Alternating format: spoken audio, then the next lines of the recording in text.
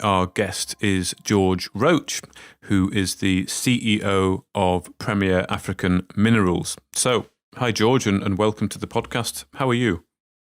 Yeah, I'm well, thank you, and it's nice to be chatting to you guys. Hi. Yes, absolutely. And where are you? Calling us from today? At the moment, I'm sitting in the Midrand area of South Africa. It's halfway between Johannesburg and Pretoria. Kind of semi-lockdown, but not completely. Okay. We've got a little bit of movement thanks to some relaxation of COVID, but otherwise fairly restrained. Okay. And of course, we have Kenny as well, as usual. Yep. Hi, George. How's things? Yeah, hi. Not too bad, thank you. Nice to chat to you. Yeah, unfortunately, Scotland, we seem to have went into a deeper lockdown. In fact, they're actually talking about shutting the border between Scotland and England, which is causing really a lot of, unless it's essential travel. So there's a lot of talk at the moment, and I don't think many people are happy with our illustrious leader. But we'll keep that for another day. But no, it's strange how we seem to be getting relaxed out of COVID and then we're back locked down again. Nobody knows if we're coming or going, but at least it's an international podcast. I'm in Scotland, Mark's in Holland, and you're in South Africa, George, so we get about. So it's good. But no, I'm delighted to have you on the podcast, George. And what we like to do in this podcast is we like to find out a lot about the director or the CEO and what you've done in the past, what your successes have been, what your education was like, what your childhood was like, where you grew up. It's really a platform for you, George, just to give us, a mini life story and how we got to the point we're at now. So it's over to you, George. You can go back as far as you want, or you can start at a suitable point and just tell us a bit about yourself.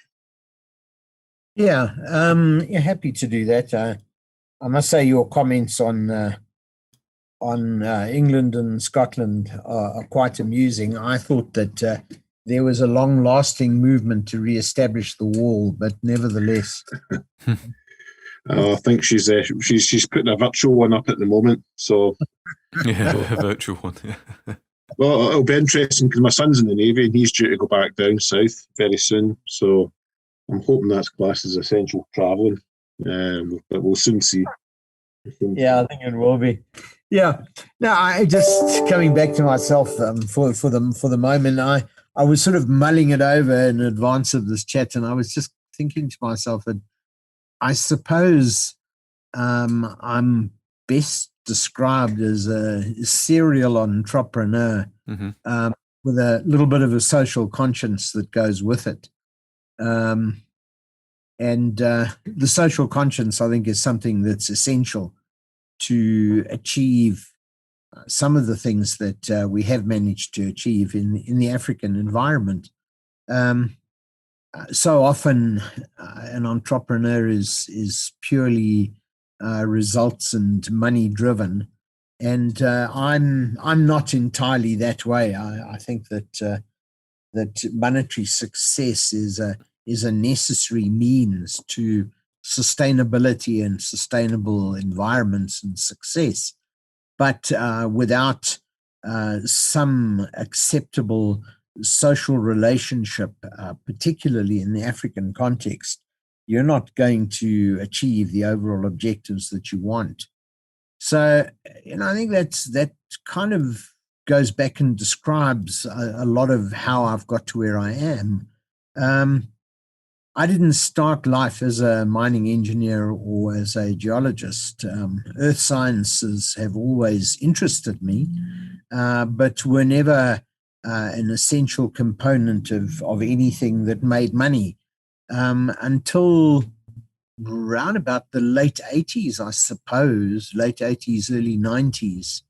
And it's quite an interesting side story, I suppose, that a number of us had established a trading enterprise that was trading out of Dubai primarily and into various African countries.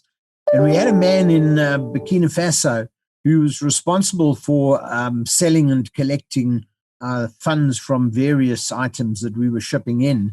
And he kind of got hold of us, or one of the Sharjah-based head office guys got hold of me and said to me that this guy hadn't been collecting money. He'd been collecting gold mining licenses.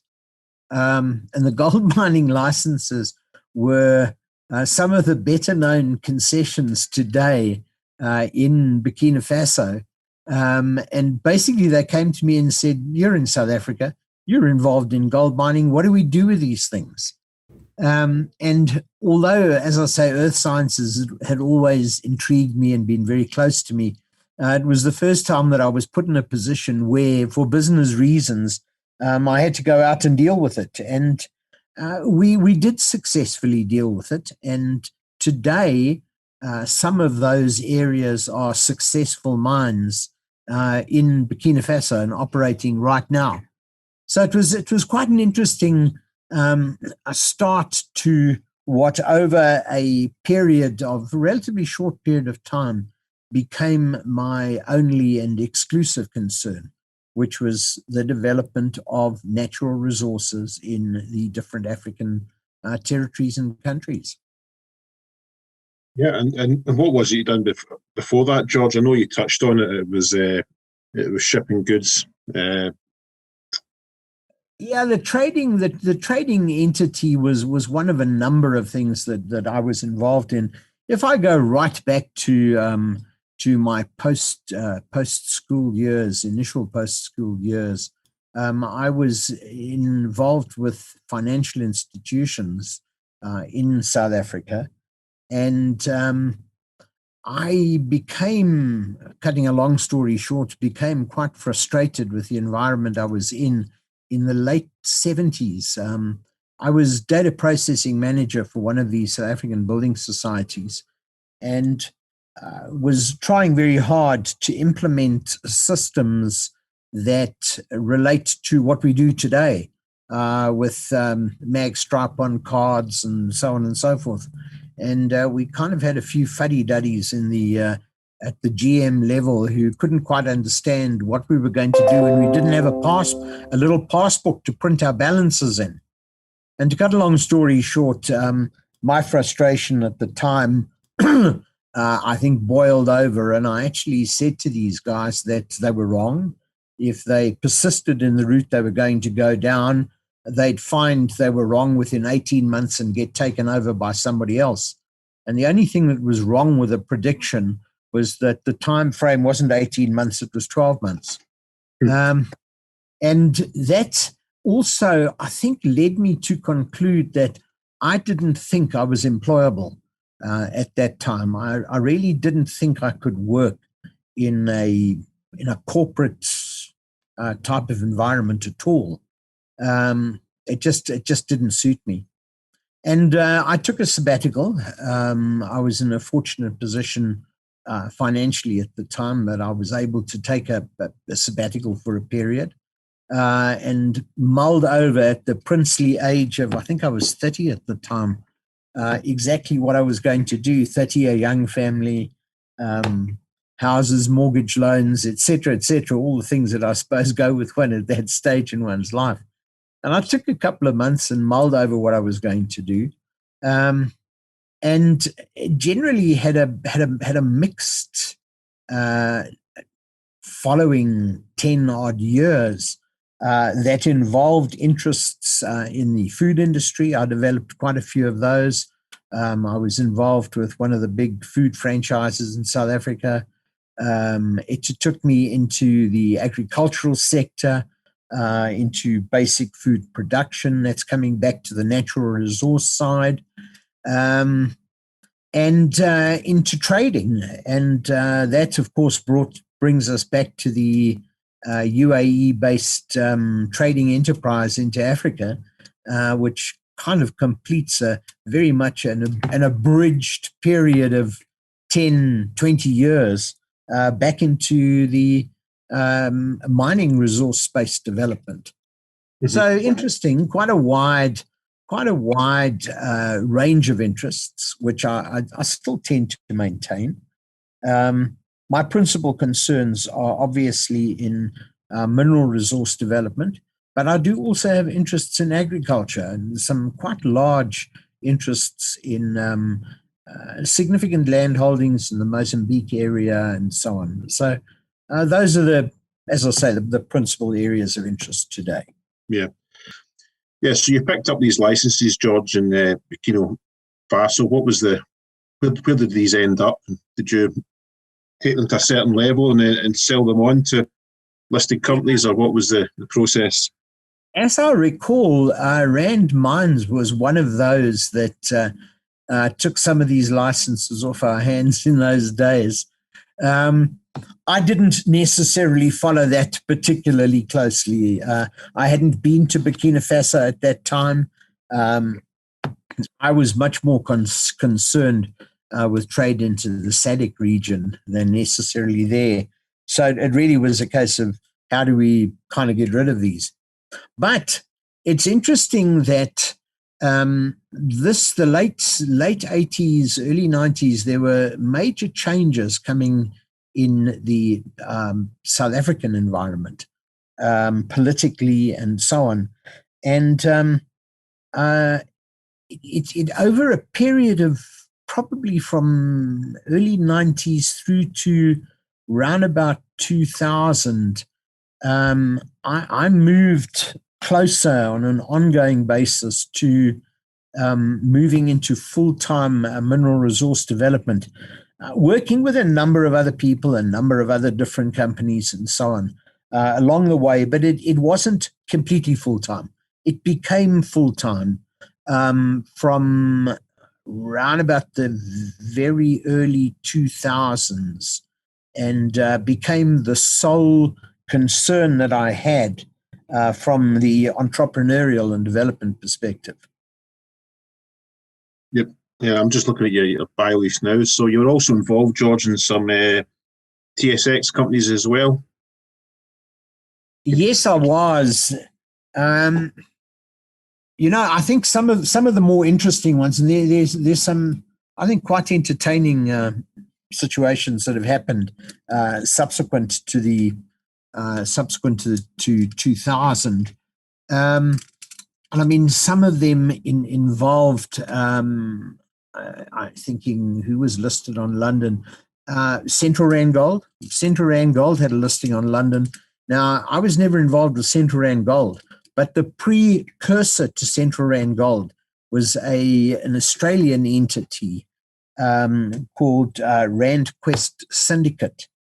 And that was run by an Australian geo by the name of Harry Mason. And Harry Mason had come to South Africa looking for gold opportunities. He became involved with two very prominent South African geos who are Morris and Richard Viljoen, who people in the mining industry will know very, very well indeed. Harry became ill and could not complete what he was doing. He suffered from a diabetes and a heart condition. And I was asked, I think by Morris, to get involved in assisting with some of the early commercial side of sorting this out, which we eventually were able to do. I did a lot of the negotiation for the acquisition from Anglo American and from, well, I can't even remember some of the other entities that I worked with at the time. But basically, we put together and assisted quite strongly with that. That company went on and became listed. I was not involved with them at all at the time of the listing. But the relationship with Morris and Richard was very strong and remains today. I have a huge amount of respect for them as geologists. And I had started looking at which minerals or which metals may be coming into favor and demand may be increasing, and where I could try and take early positions. And into mid-2004, I had an associate, another different Australian associate, who asked me if I could start looking for uranium properties. And I did, and put together eventually a string of properties in the Beaufort West area in South Africa, a place called the Rayscale Channel, and also the Trekopi deposit in Namibia, and then subsequently deposits in Central African Republic and one or two other countries as well. And that had started mid-early 2004. In January 2005, interest in uranium was picking up. And I was then introduced to a couple of significant Canadian entrepreneurs who were very keen on working in the uranium space. Cut a long story short, in March 2005, I think it was, there was a little company called Urenco that was registered. And Urenco set about acquiring these properties that I was working very closely on in the Rayscale Channel in South Africa, subsequently Trekopi in Namibia. And right about the middle of 2005, a letter of demand arrived one day from one of the prominent patent attorneys here in South Africa. And this was a demand that I cease and desist with the use of the name Urenco immediately, or they were going to issue summons and do whatever they were going to do. And I have to say that my initial reaction to that was, wow, well, that's great news, because any dispute like this is going to go in the public domain and everybody's going to know about this company. Until some of the prominent other shareholders and directors, particularly the Canadian side of this and the UK side, pointed out to me that the reason for this was that the similarity of Urenco to Urenco, which is the uranium reprocessing, whatever it is, setup, was just too close, and that the shareholders of the Urenco setup were a couple of European governments. So we decided we'd better have a look at renaming this thing. And the name we then came up with was Uramin. And Uramin, I think, is very familiar to most people. So that was kind of where the Uramin name came from. Interesting origin that was. Yeah, I'm just trying to think back. Was that eventually taken over or bought out from memory, George? Uramin?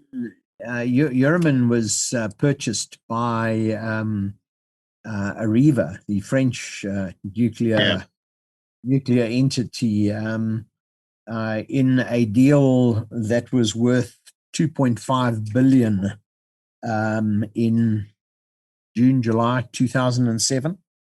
That's attracted a lot of interest over the years, and I think it still does. And there's still mountains of questions that keep on being asked as to how they got to that price and why they paid this and that and whatever. And there's been allegations floated around for years and years and years, still ongoing. But I mean, the simple facts of the matter are that the price of uranium spiked dramatically. There are well-known facts that led to it, which was as much the disputes going on in Niger as the flooding at Cigar Lake. And the company was the French company was in a serious pickle. They needed to be assured of supply, and probably the best near-term large-scale mine that could go into production very quickly was the Trekopi mine in Namibia, which was a huge low-grade deposit. It hasn't gone into production today. Factors have changed. But at the time, at the prices that uranium was sitting at the time, Trekopi was a great opportunity. And I think that's what underwrote their decision to go ahead. Sadly, that's been forgotten. All you do is look at this massive amount of money and say, wow, how could you have paid so much? But it was real at the time. Yeah. Oh, yeah, there's definitely factors that influenced it. So after Uramin, George, what was the next stage in your career? Yeah, so coming back sort of after Uramin, I was not with Uramin still. I'd obviously retained quite a close relationship with everybody there at the time of the sale, but my concern is the entrepreneurial development side of this, or so I believed at the time. And after Euroman, a little bit of a sabbatical again, I decided to set up my own entity and go start chasing large-scale deposits in the African environment if I could. And that was a company that was established in 2008 called G&B African Resources. And for what it's worth, G&B African Resources changed its name in 2012 to Premier African Minerals. So that's where Premier African Minerals came from. And G&B African Resources at the time was a company that I held, my structures held 100% of it at that time. Mm-hmm. There were a lot of other associations that developed because of the time that I'd spent in 2006 in the Central African Republic. And one of the big licenses that Euroman had secured was the Bakumo license in the Central African Republic.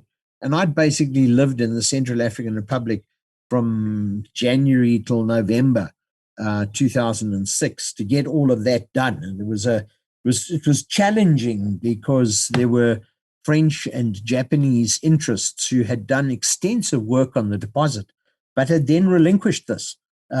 So lots and lots and lots of competition in trying to secure that deposit, but we did at the end of the day in what I think was a very good deal for both company and country.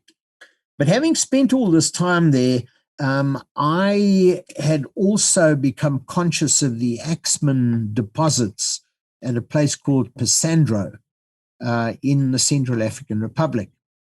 And it was clear to me, with the very close associations I developed in the CAR with the Minister of Mines, the Office of the President to an extent, and various others, that there were some difficulties that Axeman was going to run into. Axeman not only had a gold deposit, but they also had what I think is today arguably the best undeveloped iron ore deposit in Africa. And that is at a place called Topa. And to find Topa is very easy. Take a pin and stick it into the middle of a map of Africa. And if you hit the middle, then you've hit the Topa iron ore deposit. And that's why it's undeveloped to this day. It's a magnificent deposit. When I say magnificent, over 90, around about 99% Fe2O3. It's a phenomenal deposit. It's DSO material, but there's no way to get it to market. And I cut a long story short, that eventually led to an approach from various people that ended up with me running the Axeman company, which was TSX listed. And that's where the interest in Canada and the TSX listed company started. There were others.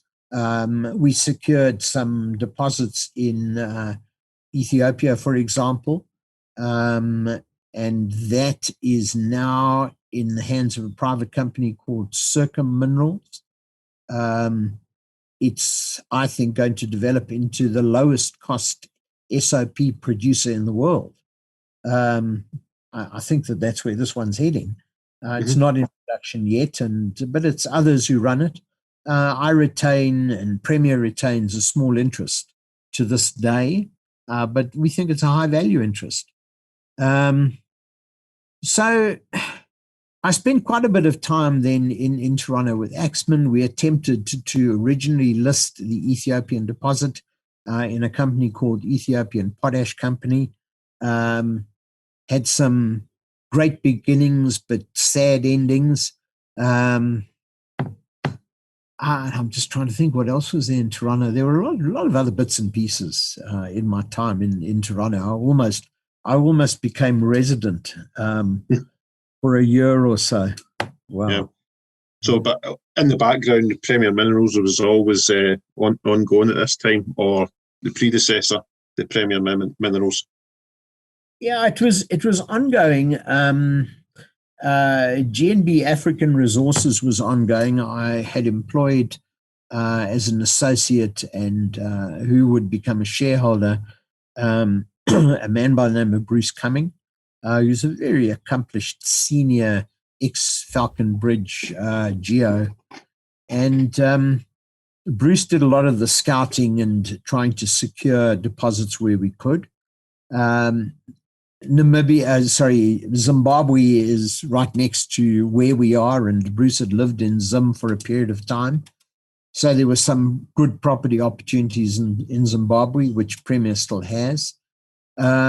We held quite extensive properties in West Africa for a period of time, collectively between myself and two other of the more prominent Euroman shareholders. We probably had a controlling shareholding in a company called Lithic Metals, I think it was. Lithic, as I recall, was also TSX. So Prem acquired some of those, some went elsewhere. A lot of development, a lot of restructuring, a lot of fine-tuning, and that brings us to the point where Prem is today, where Prem had actually gone ahead and developed the RHA mine in Zimbabwe and holds 100% in the Zulu lithium and tantalum deposit. And hopefully we're about to see an EPO being granted over that area that includes that deposit, which is likely to increase the mineral opportunity to include gold. Parts of the Fort Rixton Greenstone belt run through the property very close to where our lithium deposit is. And there are some reports of some historic high-grade gold mining in that area too. So interesting prospects there. Yeah, that brings us. You've kind of got up to the current day. That was my next line of questioning. I mean, obviously, there's been quite a lot going on with Prem in the last couple of months. A bit of restructuring, a bit of obviously the company's debt free this period in time. So I guess the question is, and quite a few of the listeners will probably be wanting me to ask this question as well, is, what's different this time? What's going to make it a success for new shareholders and existing shareholders? Okay, so just tracking back into the Zimbabwe situation, the political environment, country risk, and currency management that has taken place in Zimbabwe has been probably the biggest contributor to the loss in value and need for ongoing dilution and so on that Prem has suffered. And we've been incredibly patient in terms of trying to hold on and trying to work with the Zimbabwe government. For example, the RHA tungsten mine is 51% owned by an indigenization and economic empowerment company as part of the government of Zimbabwe. The policy was scrapped years ago. There have been so many promises to either fund their 51% of this or relinquish. And none of those have been met. So when you couple that to nearly 2 years of delay in getting the EPO granted, I can understand the frustration, because I feel the frustration myself, of being able to continue working in Zimbabwe. Premier's biggest asset, I think, is our existing shareholder base and the liquidity that we've developed. And I honestly believe that it's time to try and find another way of attracting shareholder value to our Zimbabwean assets and utilizing Prem's shareholder base and liquidity to move into other opportunities and effectively give us a double-edged sword kind of attack on this thing. So we've had very good support and from a body of shareholders, some of whom I know going back in time, but significant and substantial people who've supported a recent placing and who've supported the placing on the basis that we will look to ring fence our Zimbabwean operations from further spend and seek to find another mechanism for bringing value to those. Now, if that mechanism is a separate listing, spin out of those, or a joint venture, or one of that and some other opportunities, that is where we will go with those, which then allows us to take Premier, reasonably well funded today, and to go and look at some other opportunities that have been presented to Premier. And those opportunities include some very good gold properties and gold potential in other parts of Africa. So that's that. And then at the same time, Premier, in its desire to have a cash generative asset, went out and looked for just that and has acquired to date 19% of a producing manganese mine in Namibia. Now, the operators of that manganese mine, which is privately run, are dead keen to try and cement a further deal with Prem. I think it's important to note that if we do reach an agreement in terms of which Prem may acquire anything beyond where it is, then that is going to constitute an RTO under the AIM rules. And should we be able to, or should we go down that route, an RTO entails a suspension and so on and a relisting. So if that's going to happen, then the manganese deposits is going to have to stand up to significant scrutiny. So recently, I've engaged independent mining engineering consultants and financial consultants, and I've been to site with them as well, very, very recently. In fact, about 10 days ago, I drove to Namibia with them and am now back to do a proper and careful evaluation and valuation of that project. And based on that, we will see. We'll see if we can cement and if we should cement any further interest and go down that route. The sole objective really of getting involved in that manganese deposit and mine was to find a cash generative asset. Now they are profitable. They need to be profitable to whatever extent is comfortable for Premier to put Premier into a position where it doesn't have to go back to market again. Yep. So I think that kind of brings us pretty well full circle to where we are, the rationale for what we're trying to do, and how we feel that we can get value back into the company. Yeah, talk about sense here. I'm just looking at the actual manganese project at the moment. I mean, there's quite a lot of potential for expansion there as well of the resource. Yeah, there's to my mind, there's huge potential, and the potential is not only in the resource; it's in the whole operation. I mean, this is run as a private company at this stage. Mm-hmm. Doesn't necessarily have the mining skills that it needs to have. In fact, they operate out of a number of pits, and one of the pits that they're operating out of at the moment isn't even contained within the resource statement, but it's a wonderfully high-grade ore that's sitting there. Yeah, that'll give you an idea of just how much of an opportunity there is to get in and really sort out the operation.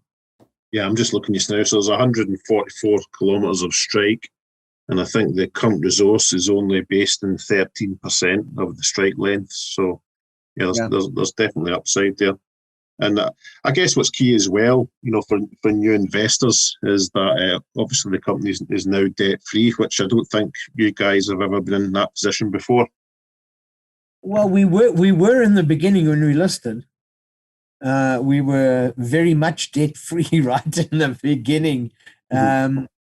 And in fact, I gave various personal undertakings way back in the beginning to ensure that the company had adequate working capital and so on. So we are now debt free. We'd accumulated significant debt over the last 3 years because of the decline and stalemate almost in Zimbabwe.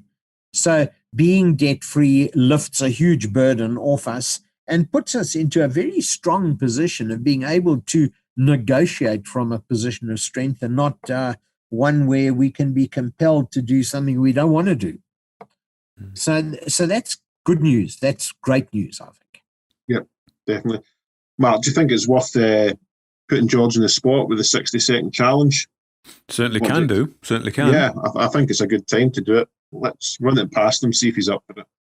Okay, well, what we do, George, is often we ask our guests, particularly if they're management or CEO of listed companies, to do like a 60-second, almost like an elevator pitch. So it's 60 seconds where you have that time to effectively pitch the company to investors, current or people who may be interested, as to why the company you feel is a good investment proposition. So yeah, we've put you on the spot, but if you're up for that, then we can have a go.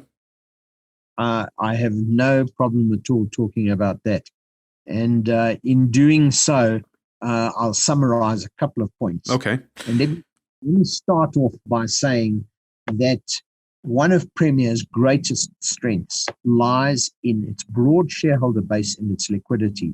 If you buy into Prem, you can sell out of Prem. We don't want you to, but you can.